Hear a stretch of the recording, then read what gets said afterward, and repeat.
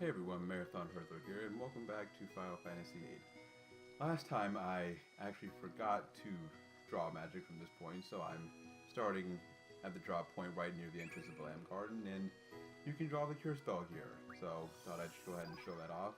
Not particularly important, but I was talking about how you can draw spells from draw points and from enemies, so I figured I might as well show that off since I was still in the area. So if you come back, he says something like, "Did you ask you if you forgot something?" And then she lets you go, and she waits by the entrance for you. So you can't actually run around with her inside of Lamb Garden, but you are able to come back if you did happen to forget something. So yeah, she just tells you where to go. So yeah, now we're ready to head over to the Fire Cavern to take the pre-exam to the field exam. So let's go ahead and get that underway. And it's east of the Lamb Garden, so it's that little cave right over there.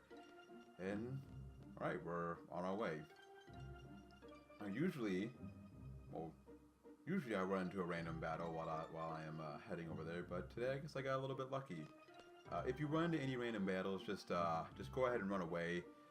As I've said a couple times now, we're really trying to avoid getting any experience until about the end of Disc 3, and in just a little bit I'll explain why that is. But for now, if you run into any battles, I would just run. The one exception would be if you run into an enemy called Glacial Eye.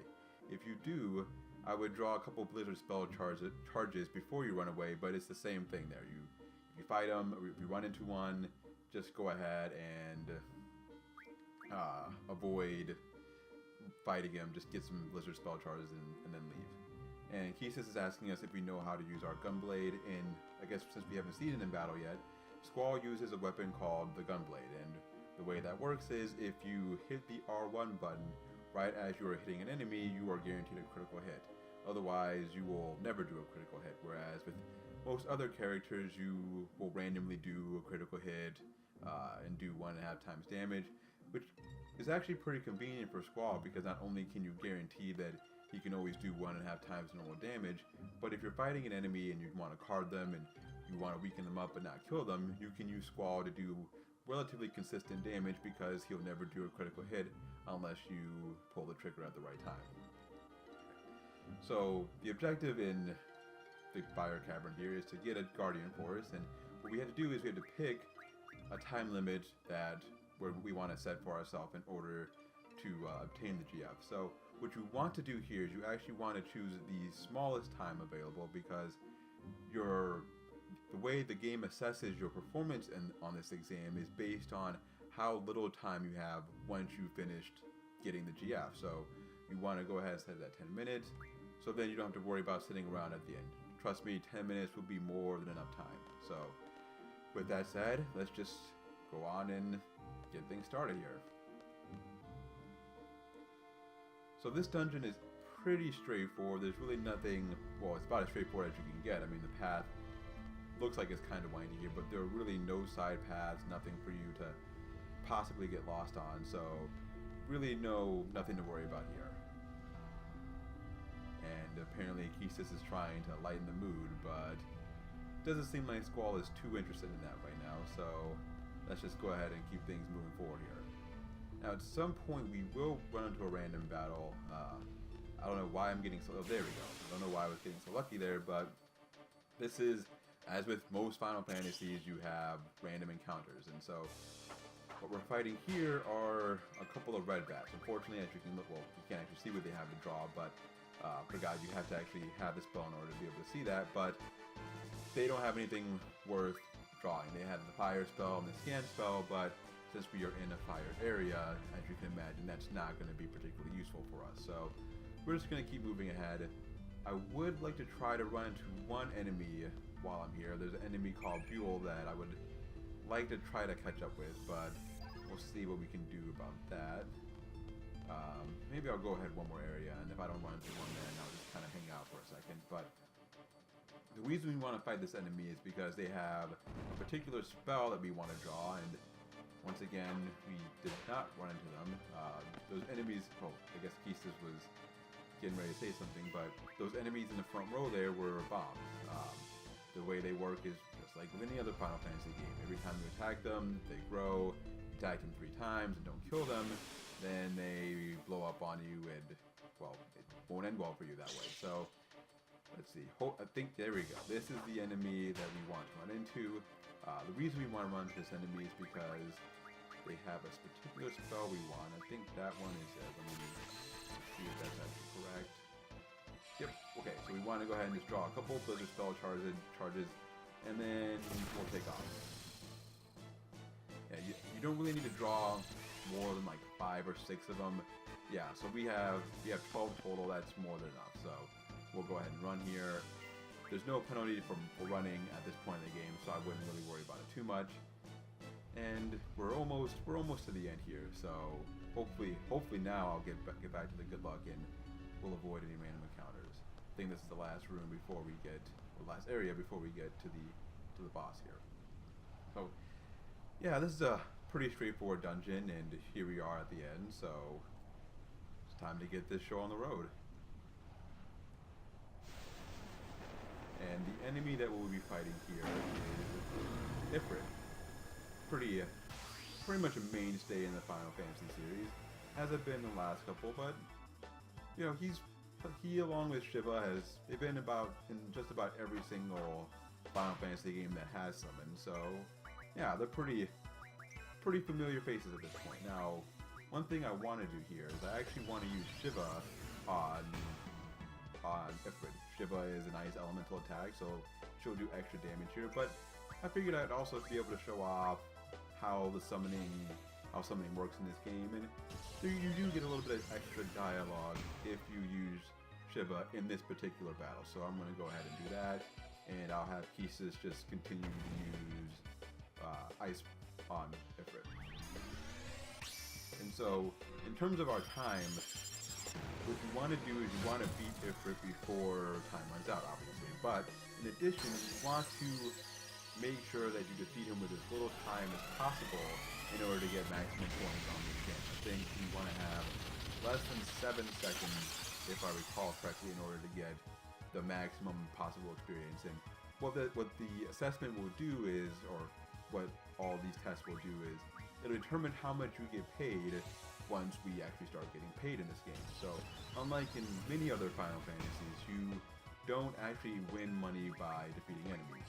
You may get items that you can sell, but typically you aren't going to make a whole lot of money doing that. So most of your money is going to come from the paychecks you earn at regular intervals in this game, and how much you get paid initially is based on the rank you get on this exam. So for the most part, I'm not worried about getting too high of a rank. There's no way, especially since we are trying to avoid getting experience, that we're going to be able to get enough experience to get the highest seed rank.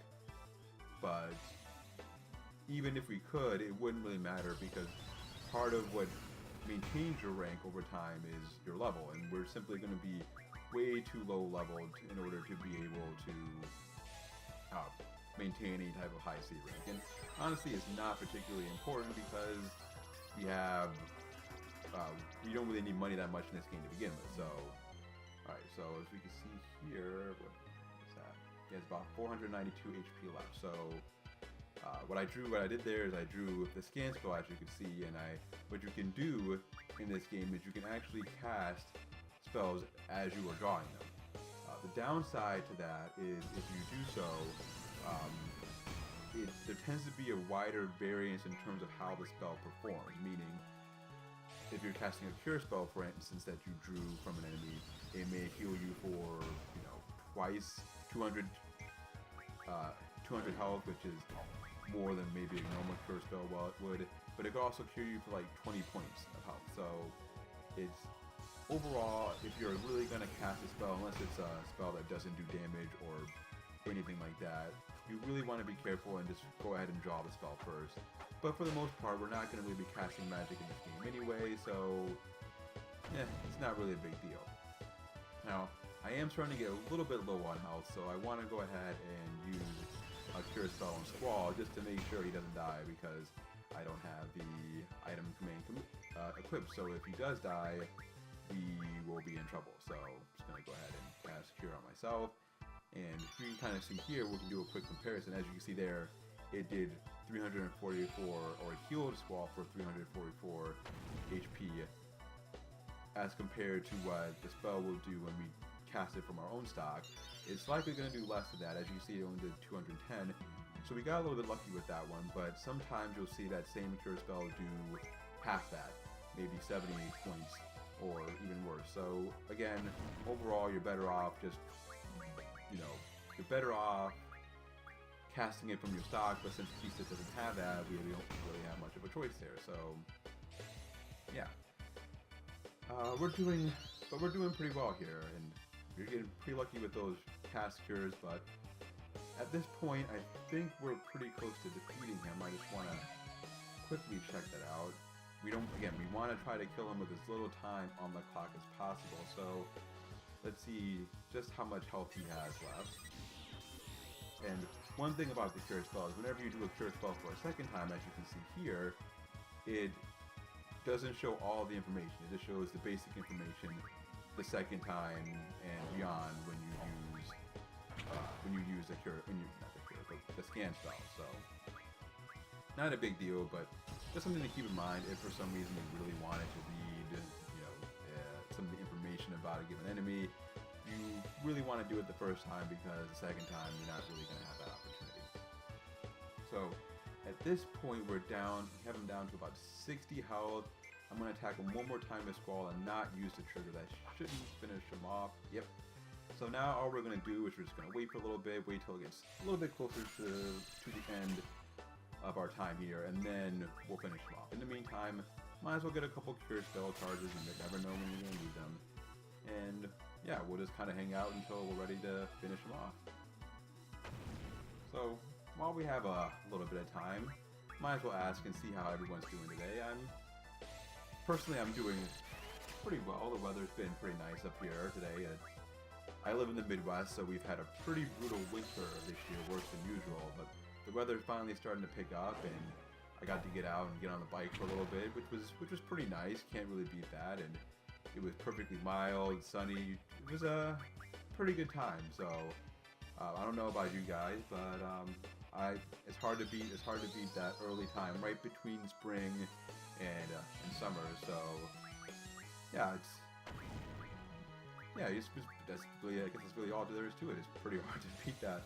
But we're just about out of time here, so I really want to get an attack in. I probably should not have cured there, but yeah, we really want to try to finish off Ifrit like now. So yeah, we'll just go ahead and whip him there, and that should be it. There we go. Let's see if that's gonna work out. I might not. Yeah, I didn't quite make it. I finished him off a little too early. I think that works if you were casting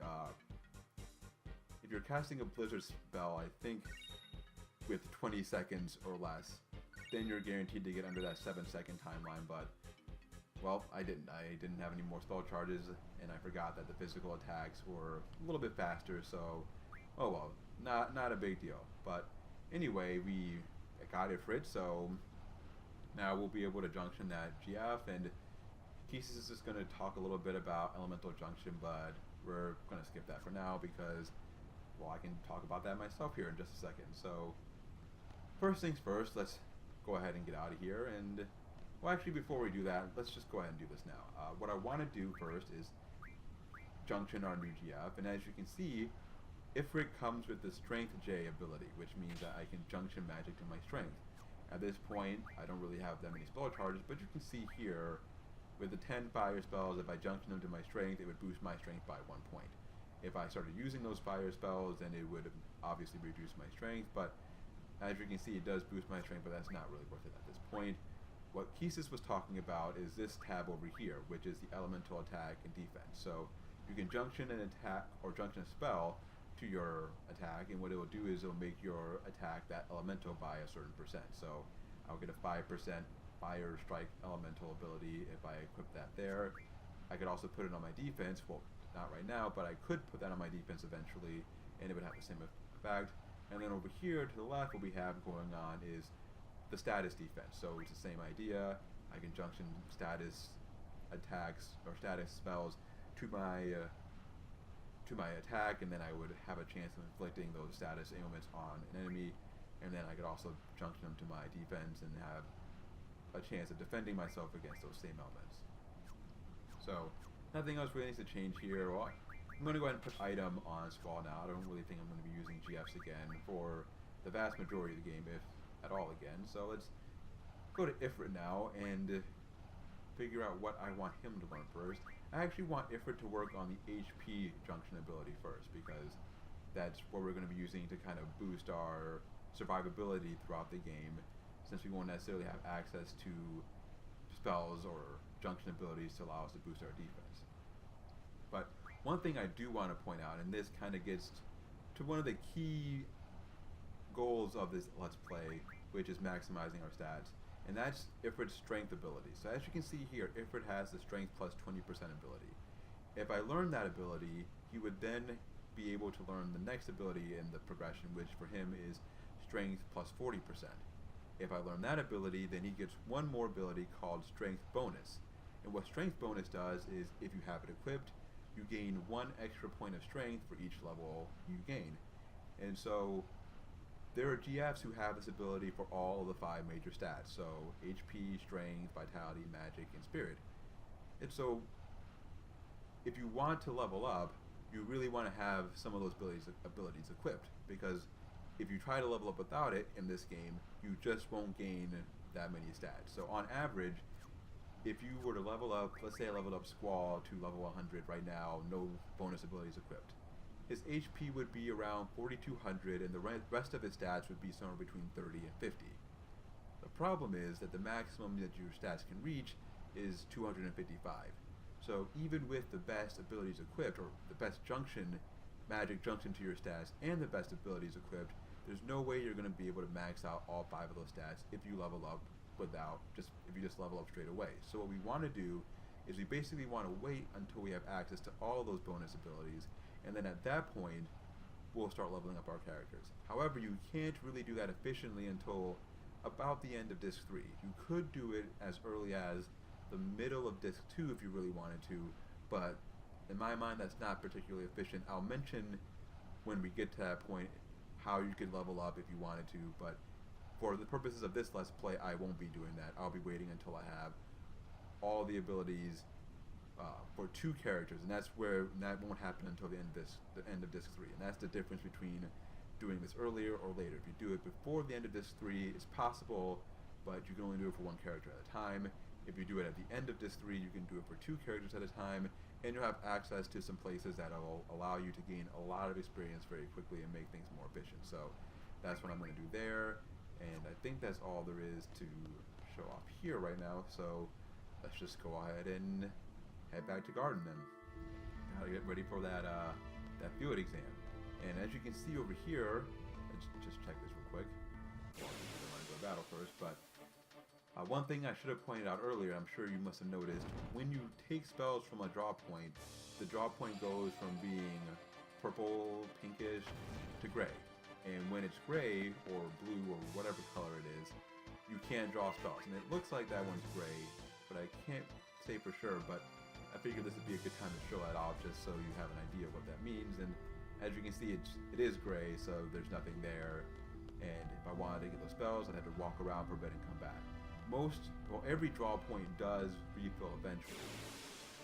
Some, depending on the spell, refill more slowly than others, but they all do refill on their own eventually. So if you really wanted to draw spells from a draw point for any given reason, you could. You just kind of have to walk around and wait, but for the most part, drawing spells from draw points isn't really that useful. And the only reason I've done it the 2 times that I did it was just to show you how it looks, but for the most part throughout the game, I'm actually going to be ignoring most of the draw points, just because a lot of the spells that they have aren't really useful, and aren't spells that I'm going to use. And even when I do run into situations where they have a spell I could use, there are far more efficient ways of getting those spells. Typically, you either want to draw those spells, or you want to use items to refine those spells. And we'll have abilities to refine spells of all the different types eventually, but those are the most efficient ways to get spells if we really want them. And yeah, for the most part early in the game, we're not going to be doing a whole lot with magic. You really don't need to junction any magic to any of your stats early on in the game. And well, really, you don't need to junction any magic to your stats for about a couple hours until about an hour or so into the game. So we're just not going to worry about that at all. We have a couple cure spells, so we should have enough, but that would be the only spell that I would really think about drawing at this point, just because we don't really need any other spells. So yeah, now that we are out of the Fire Cavern, we're gonna head back on over to the Lamb Garden, see if I get lucky again and avoid any encounters. I'm getting pretty lucky with those today. One thing to point out is that if you're on the road, as you can see I was standing on the road there, you won't run into any encounters. So if you really want to avoid encounters, you typically want to run on the road. Generally speaking, most of the places we're going to be going don't have roads connecting all of them, so we will have to run out in the field eventually, but there are other ways that we can use to avoid encounters, and I'll talk a little bit more about that once we get to that point. But for now, we've accomplished our mission, and Quezacotl is apparently proud of us, so yeah, I think we're all set to go. But, well, apparently Quezacotl has a little more to talk about, and this is pretty pointless. This is about this is a tutorial about your GFs, but I've already talked about that. One thing to point out about your GFs is, if you notice when I was casting Shiva during the Ifrit fight, your GFs have health, basically, and whenever you summon a GF, you basically have to wait a certain amount of time based on your compatibility with that GF until they're summoned. While you're waiting, they have a certain amount of health, and they can be damaged by enemy attacks. If they are killed, then they're out of commission and they can't be used anymore. If they take any amount of damage, that damage will be healed over time as you walk around. But that doesn't work if they've been killed already. So, for the most part, again, as with a lot of the stuff early on in the game, this isn't particularly important because GFs just aren't really that useful for the most part. If you really need to use an elemental attack, you're better off using magic or junctioning spells to your attack. But GFs for the most part aren't very useful, so I won't be really using them at all.